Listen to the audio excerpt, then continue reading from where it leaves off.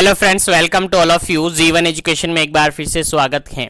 और हम प्रीवियसली काफी सारे सेशन कर चुके हैं। आप सबने देखा BPC CHN CHO bridge course के रिगार्डेड, सीएचओ ट्रेनिंग के रिगार्डेड काफी सारे सेशन आप कर चुके हैं। और स्पेशली राजस्थान सीएचओ की रही बात, तो राजस्थान सीएचओ का एग्जाम हो भी चुका है और काफी शानदार पेपर उसका हुआ था। काफी मस्त पेपर उसका आया था। आपने देखा, मैंने आंसर की अवेलेबल करवा दिए और सारे क्वेश्चन जो भी हमने डिस्कस किए थे सारे एज इट इज क्वेश्चन आए, बिल्कुल आपके सेशन से आए। 100% पेपर, मैंने तो कहा था बल्कि 99% ही आपका पेपर आएगा, लेकिन 101% जो पेपर आया था आपका वो हमारे ही सेशन से आया। बिल्कुल आपने देख लिया होगा, चलेगा। बाकी अभी काफी सारे स्टेट के अंदर बीपीसीसीएचएन का एग्जाम मार्च के फर्स्ट वीक और सेकेंड वीक के अंदर होने वाले, तो जिनका भी एग्जाम अभी नहीं हुआ है वो सेशन को कंटिन्यू देखते रहे, कंटिन्यू उन सेशन को देखें। और 100% मैं बता दूं आपका भी पेपर उन्हीं सेशन से आएगा, उनसे बाहर कोई क्वेश्चन नहीं आएगा। तो सारे सेशन आपको देखने हैं, चलेगा। आज से एक नया ओवरव्यू अपन स्टार्ट करने जा रहे हैं, जिसके अंदर जितने भी नर्सिंग कंपेटिटिव एग्जाम होंगे, लाइक आपका एनएचएम के जितने भी सीएचओज वैकेंसीज होती हैं, किसी भी स्टेट की अपन बात कर लेते हैं, एनएचएम की कोई भी स्टेट से वैकेंसी निकलती है तो उसको अपन कवर अप करेंगे। उसके अलावा सीएचओ ट्रेनिंग जो होती है बीपीसी सीएचएन, उसके रिगार्डेड अपन क्वेश्चन डिस्कस करेंगे। उसके अलावा नोटसेट एम्स को टारगेट लेते हुए एक जीरो लेवल से अपन उठेंगे, जीरो लेवल से ऊपर की तरफ चलेंगे। जो भी कैंडिडेट फ्रेशर हैं उनके लिए सेशन काफी हेल्पफुल रहेंगे। उसके अलावा डीएसएसबी एग्जाम है, उसके अलावा ईएसआईसी है, आरआरबी है, यूपी पीएससी है, सभी यानी ऑलमोस्ट सभी नर्सिंग कॉम्पिटिटिव एग्जाम्स की वैकेंसी को अपन कवर अप करते चलेंगे। और आज का अपना पहला सेशन है और इसी तरीके से कंटिन्यू सेशन आपको मिलते रहेंगे। तो इस फर्स्ट सेशन को मैं स्टार्ट कर रहा हूं। इसके अंदर मैक्सिमम क्वेश्चन अपन डिस्कस करेंगे, मैक्सिमम क्वेश्चंस को कवर अप करेंगे। क्वेश्चन के साथ साथ उससे रिगार्डेड रिलेवेंट जानकारी अपन लेंगे कि उससे कौन सा क्वेश्चन कहां से पुटअप हो सकता है, सारा कुछ मोल्डेड करके अपन निकाल देंगे, चलेगा। आज के सेशन को मैं स्टार्ट करता हूं। जो भी कैंडिडेट अभी क्लास में जुड़ चुके हैं, एक बार से सेशन को लाइक शेयर कर दीजिएगा ताकि सभी तक सेशन पहुंच जाए, क्योंकि हम आज पहला सेशन स्टार्ट कर रहे हैं और इस सेशन से कंटिन्यू सेशन आपको मिलते रहेंगे। जो भी कैंडिडेट नए चैनल पर विजिट कर रहे हैं, चैनल को सब्सक्राइब करना नहीं भूले, जरूर से सब्सक्राइब करके बेल आइकन कॉल पे प्रेस कर ले, ताकि डेली का सेशन उनको इजीली नोटिफिकेशन के थ्रू मिल सके और इजीली आप उनको देख सके, चलेगा। आज के सेशन का अपना पहला क्वेश्चन है, काफी जबरदस्त क्वेश्चन है और उम्मीद है सभी को याद होगा। जिसको याद नहीं है वो याद कर लीजिएगा। 100% आने वाली वैकेंसीज के अंदर आपको देखने को मिलेगा 100% ऐसा क्वेश्चन। हर कंपेटिटिव कोई सा भी हिस्ट्री का, नर्सिंग हिस्ट्री का कोई सा भी एग्जाम देख लिया कि इससे रिगार्डेड क्वेश्चन नहीं आया हो, कहीं ना कहीं किसी न किसी रूप में इससे रिगार्डेड क्वेश्चन आया, चलेगा। क्वेश्चन क्या है देखिएगा। पहला क्वेश्चन यहां पर सिंपल सा पूछा गया है, calculate the BMI by. BMI सबसे पहला काम तो आपका बनता है कि बीएमआई क्या होता है, और यहां पर बीएमआई को कैलकुलेट करने का फॉर्मूला आपसे पूछा है। सिंपल सा क्वेश्चन पूछा गया है, calculate the BMI by. BMI को आप कैसे कैलकुलेट करेंगे, तो सबसे पहले तो क्वेश्चन आपके माइंड में यह जाएगा कि बीएमआई होता क्या है। तो बीएमआई को जनरली अपन कहे तो बॉडी मास इंडेक्स कहते हैं। क्या कहते हैं जी? बॉडी मास इंडेक्स अपन इसको जनरली कहते हैं। पहले तो फुल फॉर्म आपको याद होनी चाहिए।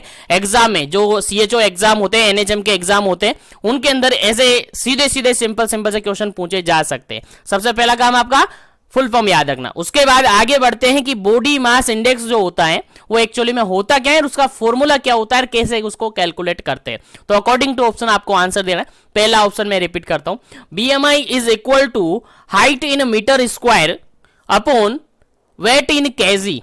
सेकेंड ऑप्शन है BMI is equal to weight in KG upon height in metre square. C option यहां पर है, BMI is equal to weight in LBS, LBS बोले तो pound, upon height in feet. Fourth option की बात करें, BMI is equal to weight in KG और height in centimetre square, चलेगा। सभी ऑप्शन आपको समझ में आ गए होंगे, तो फटाफट से आंसर बताइएगा। फिर आगे बात करेंगे इससे इंपोर्टेंट क्वेश्चंस की कि इससे रिगार्डेड और क्या क्वेश्चन आपके एग्जाम में पूछे जा सकते हैं। तो बीएमआई कैलकुलेट करने का सीधा सा फॉर्मूला आपसे पूछा है, उम्मीद है सभी को याद होगा। BMI that is body mass index, क्या उसका फॉर्मूला होता है, चलेगा। जल्दी से आंसर पुटअप कर दीजिएगा, क्या इसका करेक्ट आंसर होगा। ऑलमोस्ट सभी को याद होना चाहिए, काफी इंपोर्टेंट क्वेश्चन है, क्योंकि जो सीएचओ का एग्जाम होता है बार बार रिपीटेडली उसके अंदर ये क्वेश्चन पूछा हुआ है, चलेगा। यहां पर अगर बात करें आपका तो बी ऑप्शन बिल्कुल करेक्ट रहता है। बी ऑप्शन बिल्कुल करेक्ट रहता है। देखिएगा क्या करेक्ट रहता है, वेट को आपको किस में लेना है जी, केजी में लेना है, किलोग्राम में लेना है, और हाइट को किस में लेना है जी, मीटर में लेना है, मीटर के स्क्वायर कर लेना है, मीटर के स्क्वायर में लेना है। यानी जनरली अपन कह सकते हैं वेट अपॉन हाइट का स्क्वायर, वेट अपॉन हाइट का स्क्वायर, और वेट को आपको लेना है किलोग्राम में, केजी में लेना है, और हाइट को लेना है आपको मीटर में और उसका स्क्वायर। तो सिंपल सा फॉर्मूला आपके पास बन चुका है। देखिएगा डायरेक्टली ऐसे भी करके भी आपको ऑप्शन में दिए जा सकते हैं, तो आपको समझ में आना चाहिए। तो बीएमआई सीधा सा अपन कहें BMI is equal to weight upon height square, weight upon height square, या BMI is equal to KG upon metre square. दोनों ही सेम है, दोनों ही एक ही फॉर्मूला है। ठीक है, आ गया समझ में। तो देखेगा बीएमआई समझ में आ गया। बीएमआई कैसे कैलकुलेट करेंगे, अगर किसी पर्सन का हमें बीएमआई कैलकुलेट करना है, कोई भी पर्सन मान के चलेगा उसका बीएमआई हमें कैलकुलेट करना है, सबसे पहले आपको फाइंड आउट करना पड़ेगा कि उसका वेट कितना है, उसका वेट कितना है, उसके बाद आपको फाइंड आउट करना पड़ेगा कि उसकी हाइट कितनी है, और हाइट किस में लेनी है, आपको मीटर में लेनी है, वेट किस में लेना है, किलोग्राम में लेना है। ठीक है, याद रखे पहली बात ये। अब इतना जब आप पता कर लोगे तो फॉर्मूले में आप डाल दोगे वेट अपॉन हाइट स्क्वायर, यानी जो भी उसका वेट है उसके अपॉन में उसकी हाइट के स्क्वायर का, उसकी हाइट के स्क्वायर से क्या कर देंगे, डिवाइड कर देंगे। आपकी बीएमआई जो भी निकल कर आएगी उसका वैल्यू आपके सामने आ जाएगा। उम्मीद है समझ में आ गया होगा। बिल्कुल सारे टॉपिक को कवर अप करके चलेंगे और बिल्कुल सारी जानकारी लेते हुए चलेंगे। ठीक है, चलेगा, समझ में आ गया। तो इस क्वेश्चन का राइट आंसर क्या हो जाता है आपका, B option is correct answer. Weight in KG upon height in metre square, अगर वेट केजी में लेकर उसको हाइट मीटर स्क्वायर से क्या कर देंगे, डिवाइड अपन कर देते हैं, तो आपका बीएमआई कैलकुलेट हो जाता है। क्या हो जाता है जी, बीएमआई कैलकुलेट हो जाता है। चलिएगा आगे बढ़ जाते हैं अपन नेक्स्ट क्वेश्चन पर, लेकिन उससे पहले यहां से आपके एग्जाम में क्वेश्चन और पूछे जा सकते हैं, वो भी अपन देख लेते हैं, वो भी अपन क्या कर लेते हैं, देख लेते हैं, समझ लेते हैं। चलेगा, सबसे पहले यहां से क्वेश्चन आपसे पूछा जाएगा, सर नॉर्मल बीएमआई कितनी होती है, कोई भी पर्सन है, कोई भी हेल्दी पर्सन है, उसकी नॉर्मल बीएमआई कितनी होगी। चलिए देखते हैं, जानकारी ले लेते हैं। नॉर्मल बीएमआई, सबसे पहले बात करते हैं अपन नॉर्मल बीएमआई। तो नॉर्मल जो बीएमआई होती हैं, बीएमआई जो होती हैं वो होती हैं आपकी, जनरली बात करें तो 18.5 से लेकर 24.9 होती हैं। कितनी होती हैं, 18.5 से लेकर 24.9 तक होती है। 18.5 से लेकर 24.9 तक ये होती हैं। आपको याद रखना है ये आपकी नॉर्मल बीएमआई होती हैं, नॉर्मल बीएमआई होती हैं, याद रखेगा। 18.5 से लेकर 24.5 क्वेश्चन आया हुआ है एग्जाम में, इसलिए आपको याद रखना है, भूलना नहीं है बिल्कुल भी। चलेगा, आगे बात अपन करें तो आगे बात अपन करें इसी के बाद अगर बात करें नॉर्मल, देखिए बीएमआई या तो कम हो सकती है या ज्यादा हो सकती है। अगर कम होगी तो क्या होगा, ज्यादा होगी तो क्या होगा, उसको अपन डिस्कस करते हैं। देखिएगा, अगर बीएमआई कम हो जाती है, कम कितनी कम हो जाएगी सर, 18.5 से कम हो जाएगी। अगर 18.5 से कम हो जाएगी तो उसको सर हम अंडर वेट कहेंगे जी। क्या कहेंगे जी, अंडर वेट हम उसको कहेंगे। अगर 18.5 से 18.5 से कम हो जाती हैं तो उस वेट को, उस पर्सन को अपन किस क्या कंसीडर करेंगे सर, वो क्या है, अंडर वेट है। क्या है जी, अंडर वेट है, याद रखिएगा। उसके बाद आगे अपन बात करें, उसके बाद आगे अपन बात करें तो 24.9 तक नॉर्मल है, यानी इसके बाद अगला फेज आएगा 25 से, यानी 25 से लेकर 29.9 तक की अगर बात करें, 25 से लेकर 29.9 तक की अगर बात करें तो फिर ये क्या हो जाएगा, देखिए अंडर वेट हो गया, ये नॉर्मल हो गया। नॉर्मल के बाद क्या हो जाएगा, ओवर वेट में आएगा जी। किस में आएगा जी, ओवर वेट में आएगा। तो ध्यान रखिए 3 क्वेश्चन यहां पर बन गए, 3 क्वेश्चन आपको याद रखने, 3 क्वेश्चन यहां पर बन गए। आगे बात अपन करें तो देखिएगा यहाँ पर 29.9 है, यहाँ पर 29.9 है, यहां तक ओवरवेट में कंसीडर किया है। लेकिन अगर 29.9 से ज्यादा हो गया है, मतलब 30 हो गया है और 30 से ज्यादा हो गया है, तो ऐसी कंडीशन को अपन क्या कहते हैं जी, ओबेस कहते हैं, ओबेसिटी कहते हैं। क्वेश्चन आपके एग्जाम में पूछा जा सकता है, एक ओबेस पर्सन है तो आप कितनी बीएमआई कंसीडर करेंगे? तो सीधा सा आंसर आपका जाएगा सर, वहां पर हम कंसीडर करेंगे कि उस पर्सन की जो बीएमआई है वो 30 से ज्यादा होगी, मोर देन 30 बीएमआई से ज्यादा होगी, तो हम कंसीडर करेंगे कि वो पर्सन कैसा है, ओबेस है। वो पर्सन कैसा है, ओबेस है। ओबेस मतलब कि मोटा है, ओबेस मतलब कि मोटा है, याद रखिए, भूलना नहीं है। अब यहां पर आगे मैं यहीं पर बताना चाहूंगा आपको कि ओबेसिटी अगर बात करें तो ओबेसिटी को भी अपन 3 तरीके से कन्वर्ट कर सकते हैं, 3 तरीके से कंसीडर कर सकते हैं ओबेस पर्सन को। देखिएगा, ओबेस पर्सन को अगर बात अपन करें तो ओबेस पर्सन को भी 3 तरीके से कंसीडर अपन करेंगे, टाइप फर्स्ट, टाइप सेकंड और टाइप थर्ड। देखिएगा, फर्स्ट क्लास की अगर बात करें, क्लास फर्स्ट की अगर बात करें ओबेसिटी की, तो इसके अंदर जनरली जो बीएमआई को कंसीडर किया गया है वो किया गया है 30 से लेकर 34.9 तक बीएमआई अगर है, 30 से लेकर 34.9 तक अगर बीएमआई है तो उसको अपन जनरली कहते हैं क्लास फर्स्ट का obesity, class first obese person उसको अपन कहते हैं। लेकिन अगर बीएमआई 35 से ज्यादा और 39.9 तक पहुंच जाती है तो उसको क्लास सेकंड में कंसीडर किया जाता है। किस में? क्लास सेकंड में कंसीडर किया जाता है। और अगर बीएमआई इक्वल टू और मोर देन 40 हो जाए, बीएमआई इक्वल टू और मोर देन 40 हो जाए तो उसको थर्ड क्लास का अपन ओबेसिटी बोलते हैं। यानी काफी ज्यादा मोटापा यहां पर आ जाता है, काफी ज्यादा ओबेसिटी यहां पर हो जाती है। उम्मीद है सभी क्वेश्चन कवर अप हो चुके हैं, सभी क्वेश्चन आपको समझ में आ गए। सबसे पहला क्वेश्चन पढ़ा, बीएमआई क्या होती है, आपको समझ में आ गया। BMI that is a body mass index होती है, फुल फॉर्म समझ में आ गया। फॉर्मूले की अगर अपन बात करें तो फॉर्मूला सीधा सा हमने डिस्कस किया था कि आपको हाइट को तो वेट को लेना है पहले केजी में और उसको डिवाइड कर देना है आपकी हाइट के मीटर स्क्वायर से, आपकी हाइट के स्क्वायर से क्या कर देना है, डिवाइड कर देना है, तो आपका क्या निकल कर आ जाएगा, बीएमआई निकल कर आ जाएगा। उसके बाद हमने डिस्कस किया नॉर्मल बीएमआई। नॉर्मल बीएमआई आपकी होती है 18.5 से लेकर 24.9। याद रखना है, इंपॉर्टेंट क्वेश्चन है, स्टार बनाकर रख लीजिएगा। उसके बाद इसकी बात अगर करें तो अगर बीएमआई कम हो जाती है, कम कितनी सर, 18.5 से 18.5 से कम हो जाती है तो उसको अंडरवेट कहेंगे। और अगर बीएमआई 24.9 से ज्यादा हो जाती है और कहां तक 29.9 तक अगर रह जाती है तो वो ओवरवेट में आता है। और अगर 30 से ज्यादा निकल जाती है तो ओबेसिटी में आ जाता है। ओबेसिटी को आगे जाकर 3 क्लासेज में अपने डिवाइड किया।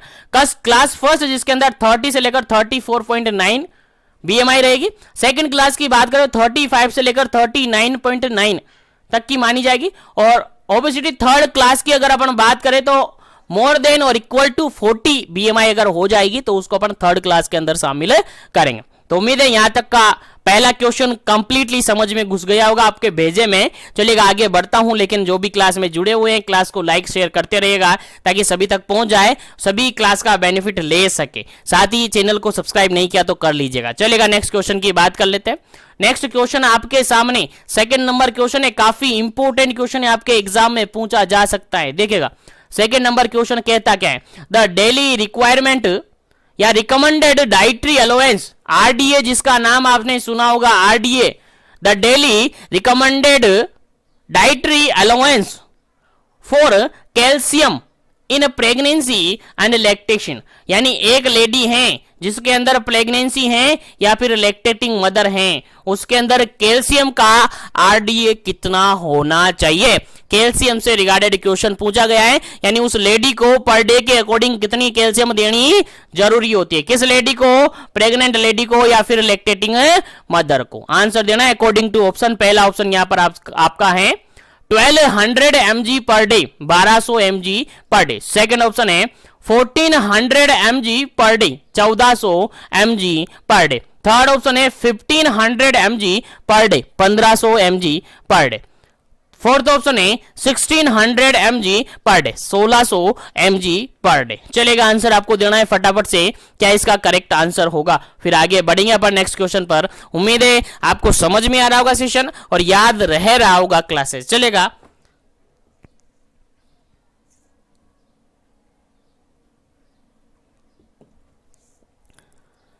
चलेगा। यहां पर अगर बात अपन करें बिल्कुल करेक्ट ऑप्शन की, तो करेक्ट आंसर रहेगा आपका ऑप्शन नंबर फर्स्ट।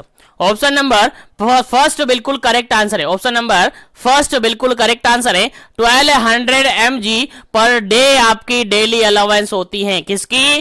कैल्शियम की। यानी एक प्रेग्नेंट लेडी को या लैक्टेटिंग मदर को अगर कैल्शियम रिक्वायरमेंट की बात करें, कैल्शियम का आरडीए की अगर बात करें तो कितना देते हैं जी सर? 1200 mg देते हैं। कितना देते हैं? 1200 mg पर डे के अकॉर्डिंग याद रखना है, आपको याद रखना है क्योंकि एग्जाम में पूछा जाएगा। चलिएगा, आगे बढ़ते हैं नेक्स्ट क्वेश्चन पर। उम्मीद है क्वेश्चन समझ में आ गया। चलिएगा, नेक्स्ट क्वेश्चन की बात करें, काफी सिंपल सा, काफी इजी सा क्वेश्चन है और प्रीवियसली जितने नर्सिंग कॉम्पिटिटिव एग्जाम हो चुके हैं उनके अंदर एज इट इज क्वेश्चन आया हुआ है, या थोड़ा सा लैंग्वेज चेंज करके क्वेश्चन आया हुआ है, लेकिन क्वेश्चन है इंपॉर्टेंट है, लेकिन आपको डाटा याद रखना पड़ेगा। चलिएगा, थर्ड क्वेश्चन है आपका। थर्ड क्वेश्चन यहां पर कहता क्या है? सिंपल सा क्वेश्चन ये कह रहा है, the foetal moment felt by the mother is known as. देखिएगा, सिंपल सा क्वेश्चन यहां पर ये पूछा गया है, the foetal moment felt by the first foetal moment कहा गया है, ठीक है।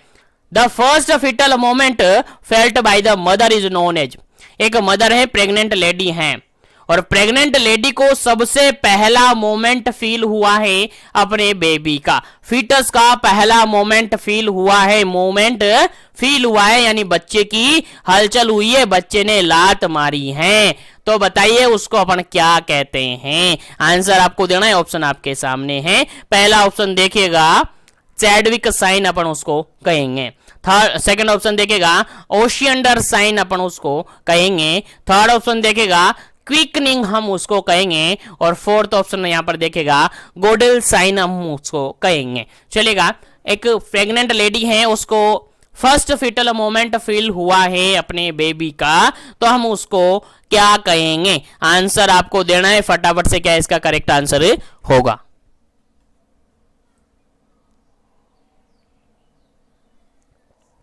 चलेगा, यहां पर अगर बात करें अपन तो फर्स्ट फीटल मोमेंट हुआ है, फर्स्ट फीटल मोमेंट फील हुआ है किसको? मदर को। तो उसको अपन कहते हैं जनरली, क्या कहते हैं जी? बिल्कुल उसको कहते हैं ऑप्शन नंबर सी कहते हैं। सभी को आंसर देना है। कॉन्फिडेंस जब ही जनरेट होगा जब आप क्वेश्चन का आंसर करेंगे। क्वेश्चन का अगर आंसर आप करते हैं और आपका सही निकले या गलत निकले वो बाद की बात है, लेकिन क्वेश्चन जब तक आप नहीं करेंगे, क्वेश्चन का आंसर आप जब तक नहीं करेंगे, आपका कॉन्फिडेंस नहीं बढ़ेगा। मैं कहता हूं इसलिए क्वेश्चन का आंसर जरूर करना चाहिए, चाहे गलत निकले चाहे सही निकले। यहां गलत हो जाएगा दुख नहीं है, लेकिन एग्जाम में गलत हो जाए बहुत दुख होता है। एक क्वेश्चन भी गलत हो जाए बहुत दुख होता है, क्योंकि अभी रिसेंटली जो बीपीसी सीएचएन का एग्जाम हुआ उसमें काफी सारे लोग ऐसे हैं जिन्होंने मुझे कमेंट्स किया, मुझे मैसेज किया कि सर 70 आ जाते हमारे, लेकिन एक क्वेश्चन हमने गलती से गलत कर दिया। 70 क्वेश्चन सही हो जाते, लेकिन एक क्वेश्चन गलती से गलती हो गया कि हमने पेपर में सही भर दिया, गोला गलत भर दिया। तो गलती ना करे, गलती नहीं करे। मैंने यही कहा था एग्जाम में जाने से पहले भी, सबसे कहा था, मैसेज भी डाला था मैंने कि क्वेश्चन को 3 बार देखिए, गोला भरने में ज्यादा जल्दबाजी ना करे, क्योंकि टाइमिंग आपके पास सफिशिएंट है। और बहुत से लोगों ने तो ये भी कहा मुझे कि सर हमने केवल और केवल 20 मिनट में पेपर सॉल्व कर लिया था। 2 घंटे का पेपर, 2 घंटे का पेपर केवल 20 मिनट में हमने सोल्व कर लिया था। क्या कॉन्फिडेंस है? तो सब कुछ क्या कहा उन्होंने कि सर अगर आप क्लासेस नहीं लेते तो शायद हम नहीं कर पाते। तो सबके लिए एक बार कॉन्ग्रेचुलेशन और सबको थैंक यू कि आप सबने इतना ट्रस्ट किया जीवन एजुकेशन पर, और इस तरीके से कंटिन्यू आप पढ़े और उसका रिजल्ट आपके सामने है, देखिए। चलेगा, वापस बढ़ जाते हैं अपने क्वेश्चन पर। क्वेश्चन सिंपल सा यहां पर यह पूछा था, first foetal moment feel by mother, mother के थ्रू फील किया जा रहा है first foetal moment, that is quickening होता है। क्या होता है? ऑप्शन नंबर सी यहां पर करेक्ट आंसर है। ऑप्शन नंबर सी यहां पर करेक्ट आंसर है, क्विकनिंग होता है। अब अगर अपन बात करें क्विकनिंग जनरली कब फील होता है, क्विकनिंग का अगर जल्दी से अपन बात करें, जनरली बात करें तो क्विकनिंग जनरली जो फीटस है, जो मदर है, उसको कब फील होता है, कितने टाइम पीरियड में होता है। जो जनरली अगर बात करें, अगर लेडी प्राइमी ग्रेविडा है यानी फर्स्ट टाइम प्रेग्नेंट हुई हैं, तो जनरली क्विकनिंग की कंडीशन देखने को मिलती है जनरली 18 टाइम में, 18 वीक के समथिंग देखने को मिलती है, अराउंड 18 वीक की देखने को मिलती है। लेकिन अगर जो लेडी है मल्टी ग्रेविडा है यानी मोर देन 2 बार वो क्या हो चुकी है, प्रेग्नेंट हो चुके हैं, तो ऐसी कंडीशन में जो क्विकनिंग देखने को मिलती है जनरली 16 वीक पर देखने को मिलती है। याद रखेगा, इंपॉर्टेंट क्वेश्चन है, जनरली 16 वीक पर जनरली ये देखने को मिल सकती हैं, तो याद रखिएगा, भूलना नहीं है बिल्कुल भी। काफी इंपॉर्टेंट क्वेश्चन है, आपके एग्जाम पॉइंट ऑफ व्यू से बिल्कुल भी आपको नहीं भूलना है। चलेगा, आगे बात करें अपन, देखेगा अदर जो ऑप्शन यहाँ पर हैं उन ऑप्शन को भी एक बार से अपन नजर घुमा लेते हैं, ताकि उनसे भी रिगार्डेड आपसे क्वेश्चन अगर पूछा जाए एग्जाम में तो आप इजीली उसको सोल्व कर पाए। चलेगा, यहां पर नेक्स्ट क्वेश्चन के, इसी क्वेश्चन के अंदर अगर चैडविक साइन की अगर अपन बात करें, किसकी, चैडविक साइन की अपन बात करें, तो इसका मतलब होता है ब्लूइश डिसकलरेशन, क्या, डिसकलरेशन ऑफ सर्विक्स, सर्विक्स का डिसकलरेट हो जाना चैडविक साइन इंडिकेट करता है। याद रखेगा, क्या होता है चैडविक साइन, सर्विक्स का ब्लूइश डिस्कलरेशन हो जाना चैडविक साइन होता है, याद रहना चाहिए। अगर ओशियंडर साइन की अपन बात करें, ओशियंडर साइन की अगर अपन बात करें, इसका मीन्स होता है इंक्रीज पल्सेशन, इंक्रीज पल्सेशन, याद रखेगा। और कौन सा pulsation, vaginal pulsation, vaginal pulsation देखने को मिलता है, इंक्रीज वेजाइनल पल्सेशन यहां पर देखने को मिलता है। क्विकनिंग मतलब समझ गए, क्विकनिंग मतलब first foetal moment felt by the mother. और फोर्थ ऑप्शन यहां पर था गोडेल साइन, और गोडेल साइन जनरली अपन कहते हैं सॉफ्टनिंग ऑफ सर्विक्स, क्या, सॉफ्टनिंग ऑफ सर्विक्स। याद रखिएगा, इंपॉर्टेंट क्वेश्चन है, सारे क्वेश्चन आपके एग्जाम में पूछे जा सकते हैं, और गोडेल साइन और चैडविक साइन तो एग्जाम में पूछा भी हुआ है प्रीवियसली कॉम्पिटिटिव एग्जाम्स के अंदर, तो याद रखेगा, काफी इंपॉर्टेंट क्वेश्चन है। चलेगा, आगे बात करते हैं अपन नेक्स्ट क्वेश्चन की, और नेक्स्ट क्वेश्चन आपके लिए काफी इंपॉर्टेंट है। देखिए, 4th नंबर क्वेश्चन है, और कहता क्या है, देखिए, number of antenatal visit should be at least, देखिएगा, और ये क्वेश्चन आप सबको याद है, आपके एग्जाम में बीपीसी सीएचएन के एग्जाम में पूछा हुआ है, और अदर कॉम्पिटिटिव एग्जाम के अंदर भी ये क्वेश्चन पूछा हुआ है कि जो एंटीनेटल विजिट हम करते हैं, एटलीस्ट कितने एंटीनेटल विजिट जरूरी होते हैं, कितने एंटीनेटल विजिट करने होते हैं, एटलीस्ट मिनिमम एंटीनेटल विजिट आपसे पूछे जाते हैं एग्जाम के अंदर। चलेगा, ऑप्शन आपके सामने आंसर देना है। पहला ऑप्शन यहां पर 5 करने हैं, सेकंड ऑप्शन यहां पर है 3 करने हैं, थर्ड ऑप्शन यहां पर है 4 करने हैं, और फोर्थ ऑप्शन यहां पर है 2 करने हैं। चलेगा, आंसर पुटअप कर दीजिएगा अपना, क्या इसका करेक्ट आंसर होगा।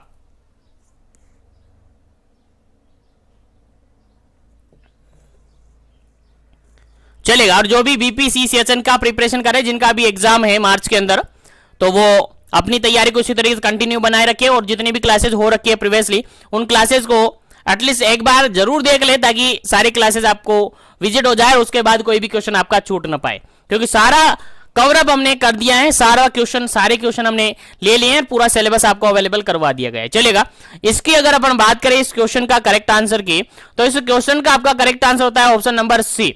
क्या होता है जी, ऑप्शन नंबर सी होता है।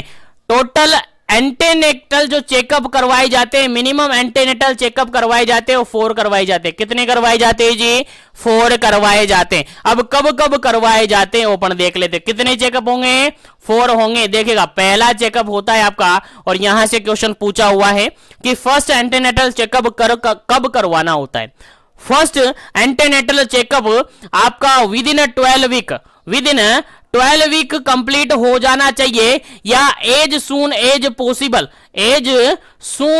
पॉसिबल आपको याद रखना है, एज सून एज पॉसिबल या सस्पेक्टेड, जैसे ही आपको लगता है कि प्रेगनेंसी हो सकती है, एज सून एज पॉसिबल आपको क्या करवा लेना है, फर्स्ट एंटीनेटल विजिट कंप्लीट करवा लेना है। याद रहना चाहिए, ये क्वेश्चन आपके एग्जाम में पूछा हुआ है, तो आपको याद होना चाहिए।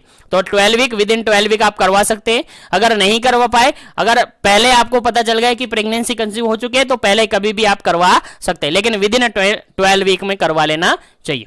उसके बाद आगे बात करें सेकंड एंटीनेटल चेकअप की, तो सेकंड एंटीनेटल चेकअप आपका करवाया जाता है 14 से लेकर 26 वीक पर। याद रखना चाहिए आपको, याद रखना है आपको, यहां से भी क्वेश्चन आपके एग्जाम में पूछा जा सकता है। सेकंड एंटीनेटल चेकअप कब करवाया जाना होता है? आपका आंसर जाएगा सर 14 से लेकर 26 वीक पर, 14 से लेकर 26 सप्ताह के अंदर करवा लेना चाहिए। उसके अलावा थर्ड एंटीनेटल चेकअप की अगर अपन बात करें, थर्ड एंटीनेटल चेकअप की बात करें तो ये करवाया जाता है 28 से लेकर 36 वीक पर, 28 से लेकर 36 वीक के अंदर करवा लेना चाहिए आपका थर्ड एंटीनेटल चेकअप।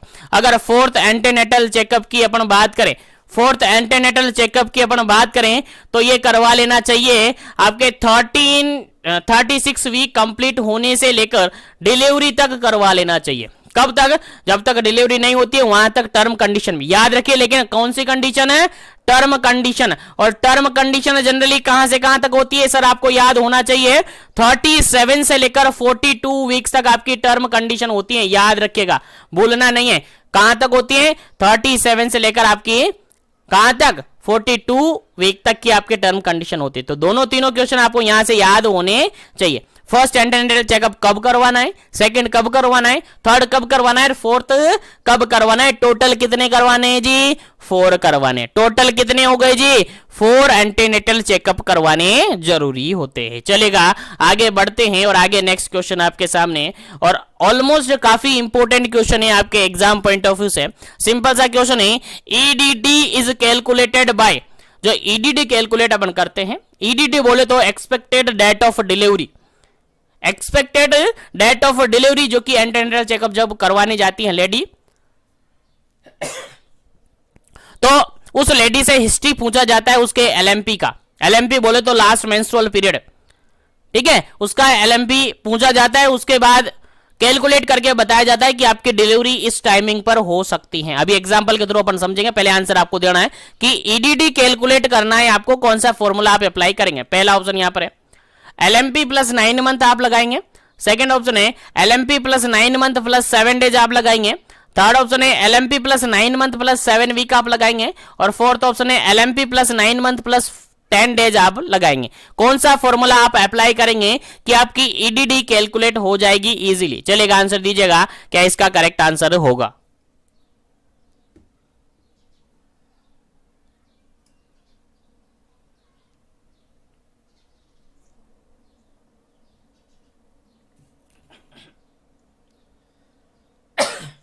चलेगा, यहां पर अगर अपन बात करें, देखो ईडीडी की अपन बात करते हैं तो जनरली जो ईडीडी अपन चेकआउट करते हैं, ईडीडी को जो अपन एक्सपेक्ट करते हैं उसको करते हैं अपन। ऑप्शन नंबर यहां पर आपका बिल्कुल सही रहेगा, ऑप्शन नंबर बी बिल्कुल करेक्ट आंसर रहेगा।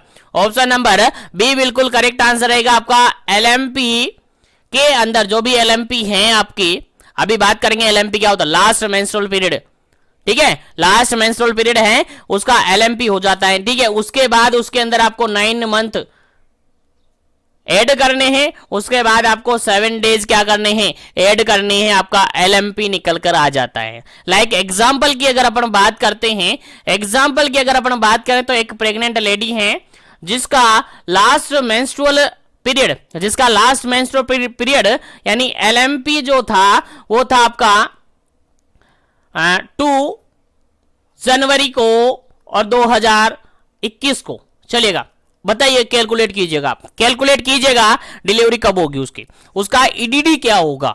देखिएगा 2 जनवरी 2021, 2/1/2021 को उसका एलएमपी था, अब उसकी डिलीवरी कब होगी? फटाफट से कैलकुलेट करके आंसर पुटअप कीजिएगा, कमेंट सेक्शन आपके लिए खाली है, फटाफट से आंसर दीजिएगा। चलेगा, यहां पर अगर बात अपन करते हैं तो देखिएगा, जोड़िए 2, 1 और 21, 2 इसके अंदर देखिएगा डेट में आप क्या जोड़ना है, क्या जोड़ना है आपको, देखिएगा सबसे पहला 2, 1 और 22, 1 यहां पर है, ठीक है। इसके अंदर आपको क्या ऐड करना है, ये तो आपका एलएमपी हो गया, तो एलएमपी में आपको क्या ऐड करना है, 9 मंथ ऐड करना है। क्या करना है जी, 9 मंथ ऐड करना है और 7 डे आप ऐड कर देना है। क्या करना है, 7 डे आपकी ऐड करना है। तो इस 7 डे को पहले आपके डेट के अंदर ऐड कर लीजिएगा। तो 2 के बाद 7 ऐड करेंगे तो कितना हो गया आपका, 9 हो गया। 9 हो गया, कितना आ गया, 2 में आपने 7 ऐड किया तो 9 हो गए। उसके बाद आपने मंथ की बात करी तो मंथ यहां पर कितना है, 1 में आप 9 ऐड करेंगे तो कितना हो गया, 10 हो गया। और यहां पर देखिएगा 22 तो सेम ही रहेगा, क्योंकि अभी महीना, क्योंकि अब आपका ईयर चेंज नहीं हुआ है। तो क्या होगी, डिलीवरी कब होगी उस लेडी की, 9/10/2021 के समथिंग उसकी डिलीवरी होगी। अब बिल्कुल एक्सपेक्ट है क्या, बिल्कुल 100% सही है क्या, ईडीडी की, ईडीडी पर एक डिलीवरी होती है। तो जरूरी नहीं है कि हर पर्सन, हर लेडी की ईडीडी के दिन ही डिलीवरी हो। किसी का पहले हो जाती है 1 वीक, किसी का 1 वीक बाद में हो जाती है। तो अराउंड 1 वीक का फैसला लेकर चलते हैं, लेकिन काफी ज्यादा केसेस में ऐसा नहीं हुआ है। लेकिन कुछ केसेस में ऐसा होता है कि जितने ईडीडी कैलकुलेट हुई उसी दिन उसकी डिलीवरी हो जाती है। तो इस तरीके से आप ईडीडी कैलकुलेट कर सकते हैं। उम्मीद है समझ में आ गया है। तो आगे बढ़ जाते हैं अपना नेक्स्ट क्वेश्चन पर। और नेक्स्ट क्वेश्चन सिंपल सा यहां पर पूछा गया है, देखिएगा नेक्स्ट क्वेश्चन है सिंपल सा यहां पर आपके सामने पूछा गया है, reason of fundal height less than the period of gestation. Question simple सा ये पूछा है, रीजन कारण आपसे पूछा गया है, fundal height less than the period of gestation, यानी नॉर्मल जो गेस्टेशन के according to gestation period, according to period of gestation अगर बात करें तो फंडल हाइट एक फिक्स लेवल पर होती है। आप सबको याद होगा, जिसको याद नहीं है वो याद रखेगा, क्योंकि मैंने पहले भी प्रीवियसली क्लासेस के अंदर भी बता रखा है कि जो फंडल हाइट किस लेवल पर कहां पर होती है, आपको याद होना चाहिए। लेकिन क्वेश्चन यहां पर ये पूछा है कि नॉर्मल रेंज में, नॉर्मल लेवल पर होनी चाहिए आपकी क्या, फंडल हाइट, लेकिन नॉर्मल नहीं है, लेस देन रह गई है।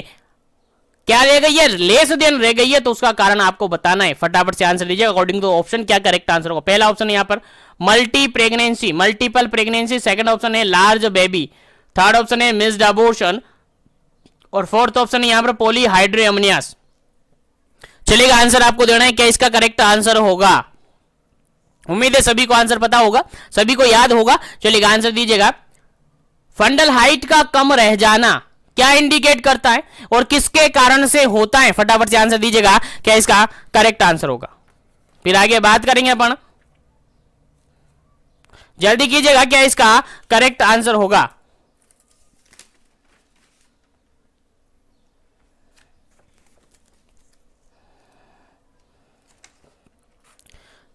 चलिए यहां पर अगर बात अपन करें तो देखिएगा आप सबको पता है, जनरल बात है, अगर एलिमिनेशन मेथड यहां लगाते हैं तो इजीली निकल जाता है। देखिएगा मल्टी प्रेगनेंसी है, मल्टीपल प्रेगनेंसी है, और मल्टीपल प्रेगनेंसी है तो फंडल हाइट कम रहेगा कि ज्यादा रहेगा, सर नहीं, ज्यादा रहेगा, ज्यादा इंक्रीज यहां पर देखने को मिलेगा। क्या देखने को मिलेगा, इंक्रीज देखने को मिलेगा। अगर सेकंड ऑप्शन की बात अपन करें, लार्ज बेबी है, बेबी ऑलरेडी लार्ज है तो फंडल हाइट कम रहेगी कि ज्यादा रहेगी, सर नहीं, ज्यादा रहेगी। अगर पॉलीहाइड्रोएमनिया से एमनेटिक फ्लूइड का लेवल ज्यादा है तो क्या रहेगी सर, हाइट ज्यादा देखने को मिलेगी। लेकिन क्वेश्चन में क्या पूछा है, लेस पूछा है, और लेस यहां पर अबॉर्शन हो चुका है। ऑप्शन नंबर 3 यहां पर करेक्ट आंसर है।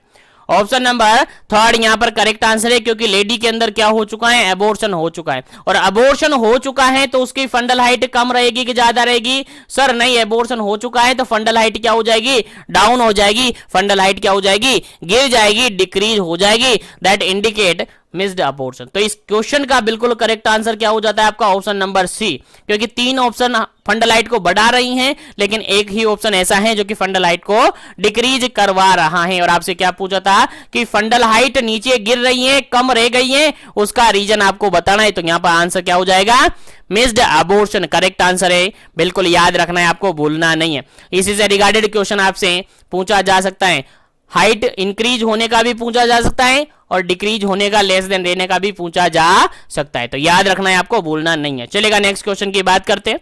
और नेक्स्ट क्वेश्चन है सिंपल सा आपसे पूछा गया, काफी इंपॉर्टेंट क्वेश्चन है, काफी इंपॉर्टेंट क्वेश्चन है। क्वेश्चन सिंपल सा ये कह रहा है, all pregnant women need to be given 1 tablet of iron and folic acid. Iron और फोलिक एसिड की जो टेबलेट देते हैं अपन प्रेग्नेंट लेडी को आयरन एंड फोलिक एसिड की टेबलेट देते हैं तो उस एक टेबलेट के अंदर कितना तो एलिमेंटल आयरन होता है और कितना फोलिक एसिड उसके अंदर शामिल होता है। आंसर देना है आपको फटाफट से, क्या इसका करेक्ट आंसर होगा। 1 आयरन टेबलेट के अंदर क्या क्या कंपोजिशन होता है, आंसर आपको देना है। कितना कितना कंपोजिशन होता है एलिमेंटल आयरन का और फोलिक एसिड का, आंसर देना है। पहला ऑप्शन देखिएगा यहां पर 50 mg तो एलिमेंटल आयरन और 0.5 mg folic acid. Next option है 100 mg एलिमेंटल आयरन और 0.5 mg folic acid. Third option है 150 mg एलिमेंटल आयरन और 1.5 mg folic acid. Third option है 200 mg एलिमेंटल आयरन और 1.0 mg फोलिक एसिड। चलिएगा आंसर आपको देना है फटाफट से, क्या इसका करेक्ट आंसर होगा। काफी इंपॉर्टेंट क्वेश्चन है, आपके एग्जाम में पूछा जा सकता है। चलिएगा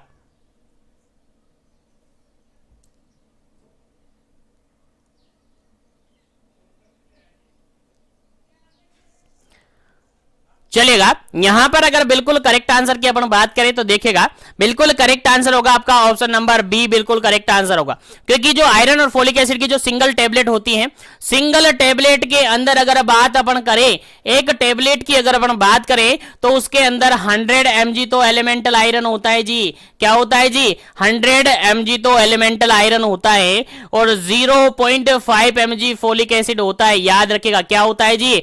100 mg तो उसके अंदर आयरन होता है जी, आयरन होता है जी, और 0.5 mg उसके अंदर फोलिक एसिड होता है, फोलिक एसिड होता है। याद रखना है। अब देखिएगा काफी सारी बार कंफ्यूजन ये से हो जाता है। देखिएगा यहां पर mg में दे रखा है, काफी जगह ये आपको माइक्रोग्राम में आंसर दे दिया जाता है। माइक्रोग्राम में क्या दे दिया जाता है कि 100 mg तो वहां पर एलिमेंटल आयरन है और 500 माइक्रोग्राम वहां पर फोलिक एसिड है। बस हो गया कंफ्यूजन, बस हो गया कंफ्यूजन कि सर हमने तो mg में 0.5 पढ़ा था, यहां तो माइक्रोग्राम में 500 है।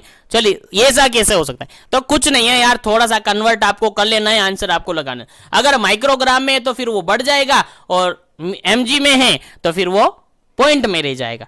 डिवाइड करना तो आता है ना, एक माइक्रोग्राम में सॉरी 1 mg में कितना माइक्रोग्राम होता है आप सबको याद होगा। नहीं याद है तो याद रखिएगा, आपको याद होना चाहिए क्योंकि क्वेश्चन कैसे भी बन सकता है, कैसे भी पूछा जा सकता है, पर आपको याद होना चाहिए। तो इस क्वेश्चन का राइट आंसर क्या हो जाता है? Option number B. एक टेबलेट आपकी है आयरन फोलिक एसिड की, उसके अंदर आपका 100 mg तो एलिमेंटल आयरन होता है और 0.5 mg आपका फोलिक एसिड होता है। याद रखिएगा, भूलना नहीं है, काफी इंपॉर्टेंट क्वेश्चन है। चलिए आगे बढ़ते हैं पर नेक्स्ट क्वेश्चन पर। नेक्स्ट क्वेश्चन आपके सामने काफी सिंपल सा, काफी इजी सा 8 नंबर क्वेश्चन है और सिंपल सा क्वेश्चन ये कहता है, देखिएगा, if a women is anaemic और has pallor she need to iron folic acid per day, tablet per day. देखिए क्वेश्चन यहां पर ये पूछा गया है, सिंपल सा क्वेश्चन ये पूछा गया है कि एक वुमेन है जो एनीमिक है, जिसको एनीमिया हो चुका है और उसके अंदर पेलर देखने को मिल रहा है। क्या देखने को मिल रहा है? पेलर कंडीशन देखने को मिल रही है। तो उस लेडी को आयरन और फोलिक एसिड की कितनी टैबलेट देनी होती है?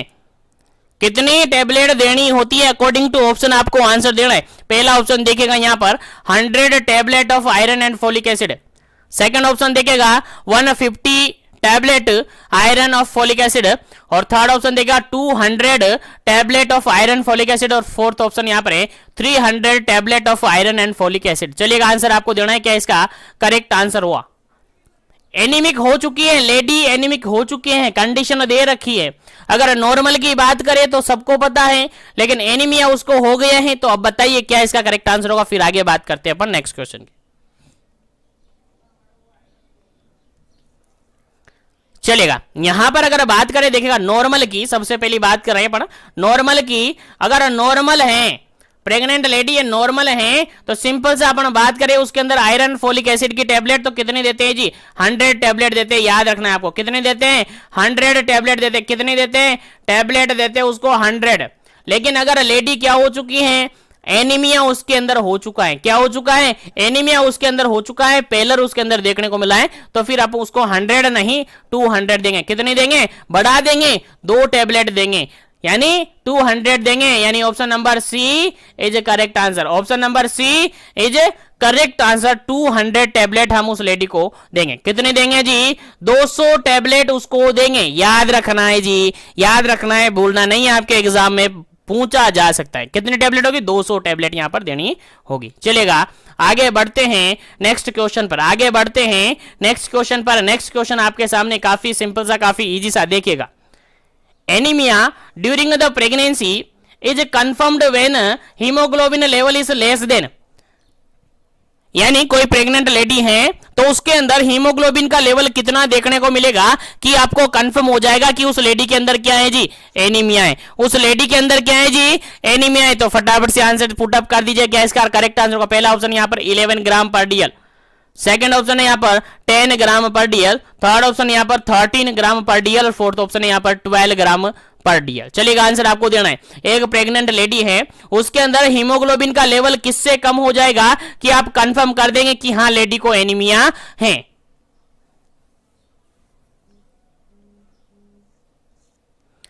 चलेगा, यहां पर अगर बिल्कुल करेक्ट आंसर की अपन बात करें, करेक्ट आंसर की अपन बात करें तो ऑप्शन नंबर फर्स्ट यहां पर बिल्कुल करेक्ट आंसर है। ऑप्शन नंबर फर्स्ट यहां पर बिल्कुल करेक्ट आंसर है। डब्ल्यूएचओ ने भी इस बात को डिफाइन कर दिया गया है। डब्ल्यूएचओ वर्ल्ड हेल्थ ऑर्गेनाइजेशन ने भी इस बात को डिफाइन कर दिया है कि अगर प्रेग्नेंट लेडी है, अगर प्रेग्नेंट लेडी है और उसके अंदर अगर हीमोग्लोबिन का लेवल, एचबी का लेवल अगर 11 ग्राम पर डीएल से कम हो जाए, कितना? 11.0 या 11 ग्राम पर डीएल से कम हो जाए तो उसको अपन क्या कंसीडर कर सकते हैं? एनीमिया कंसीडर कर सकते हैं। याद रखिएगा, भूलना नहीं है, याद रखिएगा, भूलना नहीं है। डब्ल्यूएचओ ने भी इस बात को डिफाइन कर दिया गया है। डब्ल्यूएचओ ने भी इस बात को डिफाइन कर दिया है कि अगर प्रेग्नेंट लेडी है और उसके अंदर हीमोग्लोबिन का लेवल, एचबी का लेवल अगर 11 ग्राम पर डीएल से कम हो जाता है तो उसको अपन एनीमिया कंसीडर कर सकते हैं। याद रखिएगा, भूलना नहीं है। चलेगा, आगे बात करते हैं अपन नेक्स्ट क्वेश्चन पर, आगे बात करते हैं अपन नेक्स्ट क्वेश्चन पर। और नेक्स्ट क्वेश्चन आपके सामने देखिएगा क्या है, क्या गजब क्वेश्चन है और उम्मीद है सभी को याद है, उम्मीद है सभी को याद है। जिसको याद नहीं है, याद रखना है, क्वेश्चन आपके एग्जाम में पूछा जाता है, हर बार एग्जाम में हर बार पूछा जाता है। चलेगा, देखिए, the dose of TT injection, TT injection जो लगाते, टिटनस टॉक्साइड जो होता है, जानते हो टीटी? बिल्कुल जानते होंगे सब यार। चलेगा, द टीटी क्या डोज आपसे पूछा है, dose of TT injection to be given to the pregnant women. Pregnant women के लिए टीटी का जो इंजेक्शन लगाया जाता है, टिटनस टॉक्साइड का जो इंजेक्शन लगाया जाता है, उसका अमाउंट आपसे पूछा है, कितना डोज उसको लगाया जाता है, कितना डोज उसका लगाया जाता है। और जनरली आप सबको पता है यार टीटी का इंजेक्शन कितने डोज में लगता है। फटाफट से आंसर पुट अप कर दीजिएगा। ऑप्शन फर्स्ट है 0.05 ml, सेकंड ऑप्शन है 1.5 ml, थर्ड ऑप्शन है 0.5 ml और फोर्थ ऑप्शन है यहाँ पर 0.25 ml। चलेगा, आंसर आपको देना है फटाफट से। क्या इसका करेक्ट आंसर है, ताकि अपन आगे बढ़े नेक्स्ट क्वेश्चन पर।